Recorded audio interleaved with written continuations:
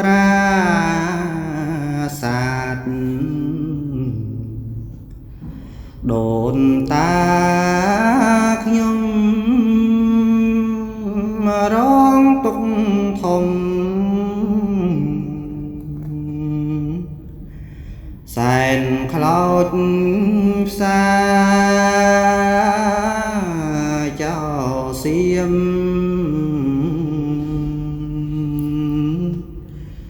វាយប្រហាឲ្យបែកបាក់ប្រាំង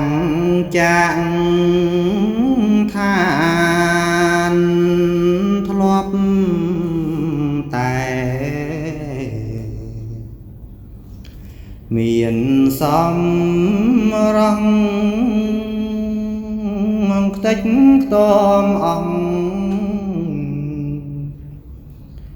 អាសូប្រា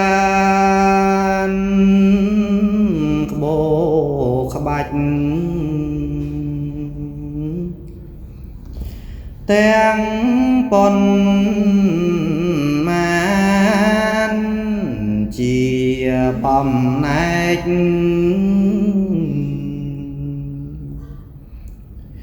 នៅរាយបាយចោសៀម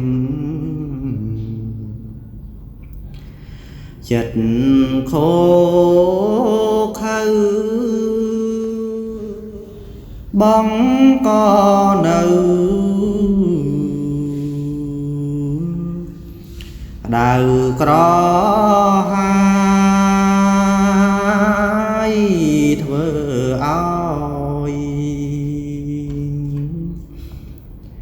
កើតអន្តរាយ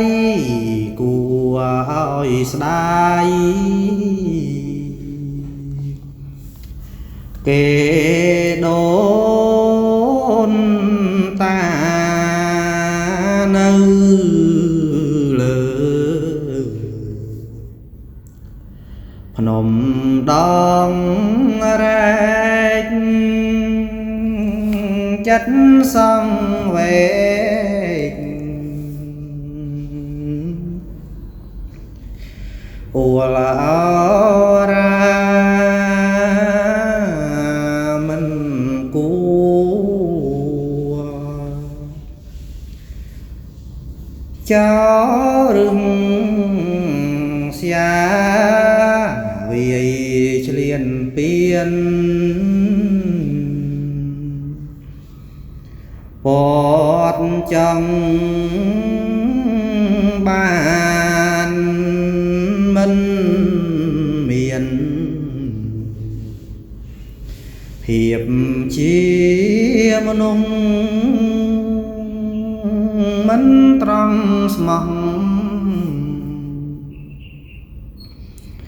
នឹងធរអាពូជចោ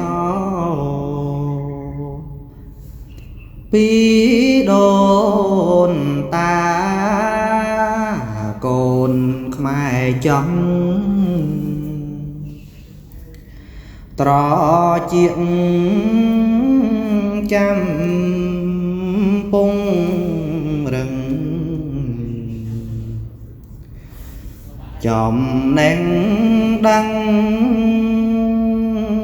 ព្រមទាំងរឹងទាំងស្មារតីប្រឹងប្រែងសាជាថ្មី